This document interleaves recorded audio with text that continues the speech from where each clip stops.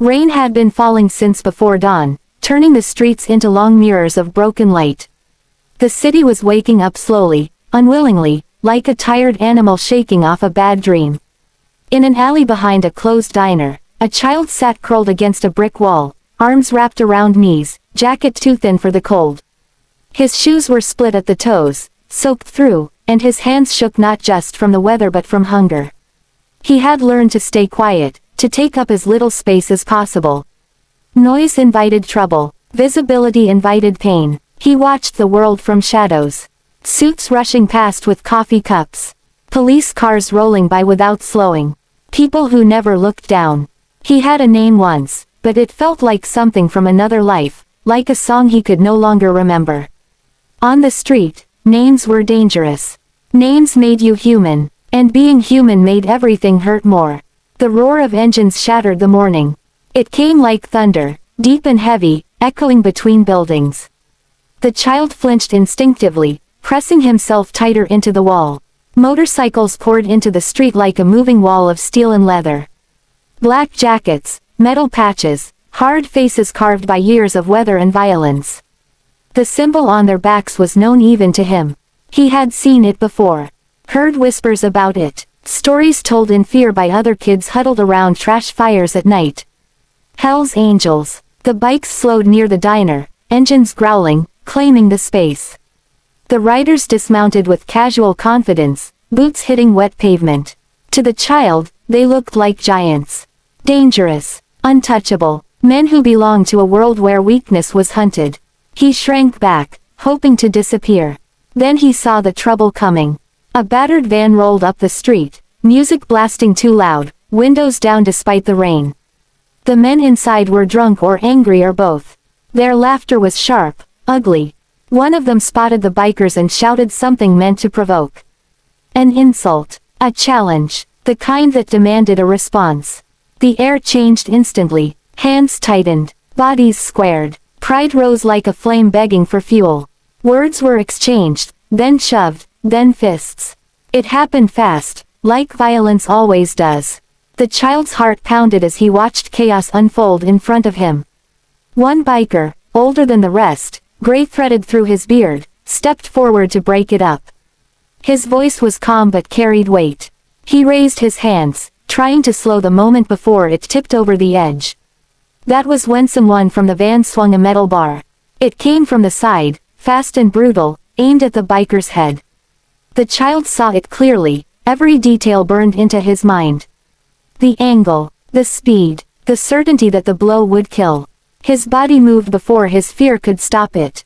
He ran, a small figure bursting from the shadows, feet slipping on wet ground, lungs burning.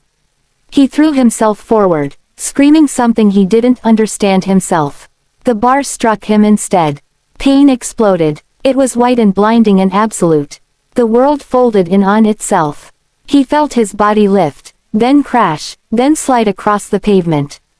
Sound vanished, replaced by a ringing emptiness. For a moment, there was nothing but darkness. Then came shouting, engines cutting off, heavy footsteps, someone yelling his name, even though no one knew it. The fight died instantly, swallowed by shock. The biker the child had saved stared down at the small, broken body on the ground. Blood spread across the rain-slick street, mixing with water, flowing toward the gutter. The child's chest rose shallowly, uneven, like it might forget how to breathe at any moment. The older biker dropped to his knees. He had seen death. He had caused it. He had lived a life built on violence and loyalty and rules written in pain. But this was different. This was a child, a street kid with hollow cheeks and scared eyes who had stepped into a storm meant for grown men. Sirens wailed in the distance. The men from the van fled. No one chased them. No one cared. Every eye was on the child. Hands that had broken bones now trembled as they hovered, unsure how to help. Jackets were pulled off and pressed against the wound. Someone shouted for an ambulance with a voice that cracked. The older biker cradled the child's head, whispering words he had never said to his own sons. "Stay with me. Don't you dare let go. You hear me? Stay." The child's eyes fluttered open for a moment. They were dark, deep, tired beyond his years. He looked at the man holding him, at the fear written across a face that had probably never known fear like this. The child tried to smile. Then the sirens were close. Then hands pulled him away. Then the doors of the ambulance slammed shut, separating blood from leather, innocence from consequence. The hospital smelled like disinfectant and regret. Hours passed in a waiting room thick with silence. The bikers filled the space, sitting stiffly in plastic chairs meant for families. Nurses stared, unsure what to make of them. Police came and went, asking questions that barely registered. The older biker sat alone, elbows on knees, head in hands. He kept seeing it over and over. The bar swinging, the child running, the impact, the sound. No one had asked the kid to do it. No one had protected him from needing to. A doctor finally emerged. The words were careful, measured. Severe injuries, surgery, uncertain outcome. The kind of phrases that offered no comfort and no absolution. The biker nodded, once. Something broke inside him. He stood, walked outside into the rain, and pulled out his phone. His hands were steady now, but his voice wasn't. He made a call, then another, then another. The city noticed the sound before it understood the reason. Motorcycles began arriving from every direction.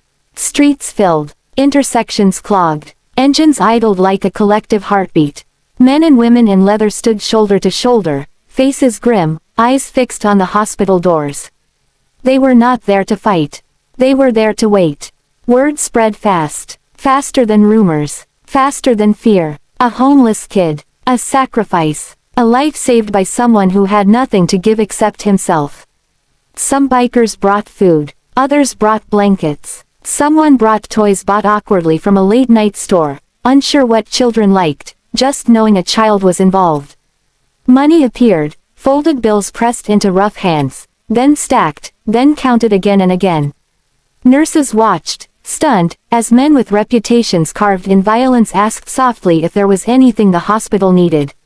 Security guards stood down, sensing something sacred unfolding. Inside, the child fought. Machines breathed for him. Surgeons worked with quiet urgency. Every cut, every stitch carried the weight of what he had done. He drifted in and out of dreams filled with rain and engines and a man with kind eyes shouting his name. When he finally woke, the world was smaller. White walls, beeping machines, pain that settled into his bones like cold. He thought he was alone. Then he saw the chair beside his bed. The older biker sat there, jacket folded neatly on his lap, looking completely out of place and entirely at home.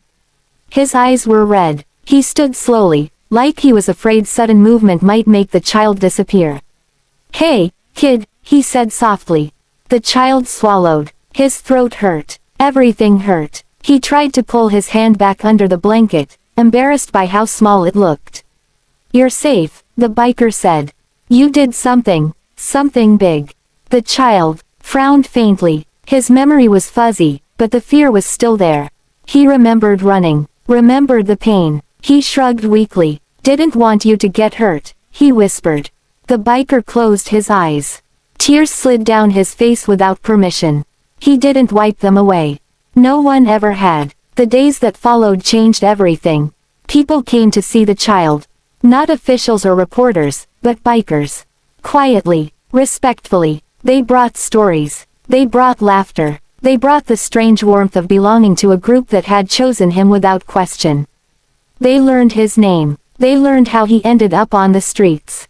A home lost. A mother gone. A system that looked at him and saw a problem instead of a person.